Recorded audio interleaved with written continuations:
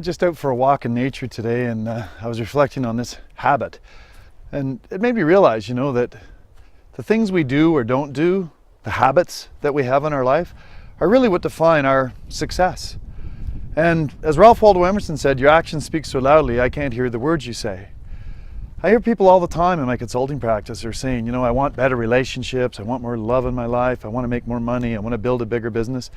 But the behaviors that they're exhibiting are not conducive to building a better business or having a more loving relationship. Basically, these habits have become hardwired in so that they are neurologically defining who they are in their life. But there are solutions, and that's what I want to talk about in today's video.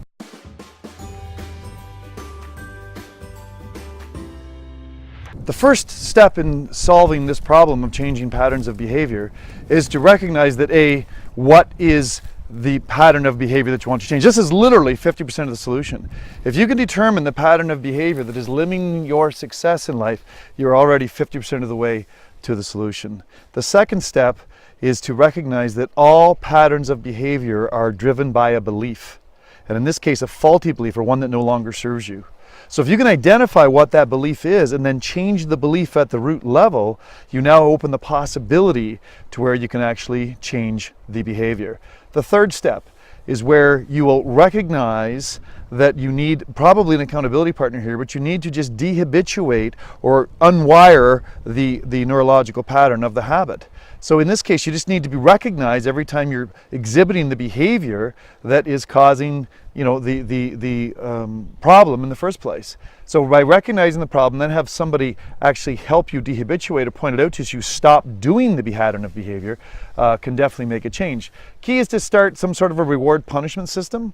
Start out with a very small period of time, maybe a week or two, and say, okay, when I stop doing these behaviors for a week or two, then I'm going to reward myself with this, something that's meaningful to you in your value system, or I'm going to punish myself with this, something that is obviously not meaningful in your value system.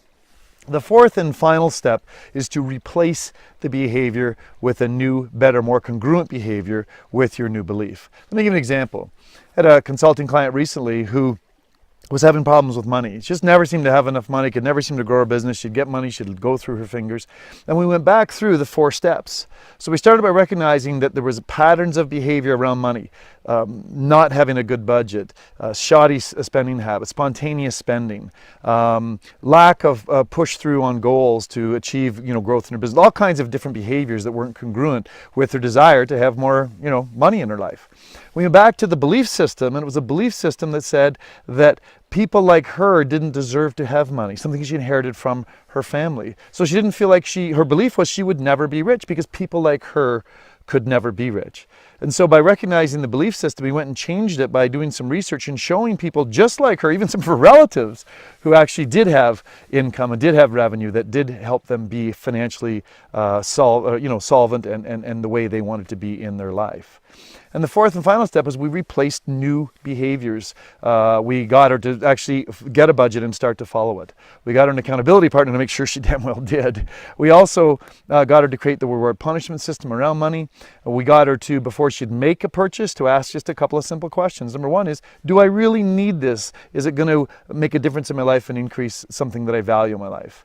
The second question then to ask is this thing going to go on sale, or can I have a discount? A lot of times you'll save yourself money. I've saved myself thousands of dollars by asking that question of people. And the fourth and final, or the last step in the equation, is to just ask for a receipt so that you can actually track it and monitor your budget. So as a result of making this change in this belief system and then changing the patterns of behavior around it, this woman went on and, this was many years ago, and she's now extremely, extremely much better off from a financial standpoint. So, your patterns of behavior, the things you do or don't do, dictate the quality of your life. They dictate the quality of your relationships, the quality of the love in your life, the quality of your business, the amount of money you make, all of those things. And these patterns of behavior, these habits, are driven by beliefs. Recognizing the beliefs, changing the beliefs will absolutely change your life. So, know that you don't have to stay stuck in your habits. You don't have to be a byproduct of neurology. And this is Dr. Tom asking you, begging you, challenging you to be more of who you know you can be, so you can do more of what you know you love to do with your life. You can have all of the things your heart desires.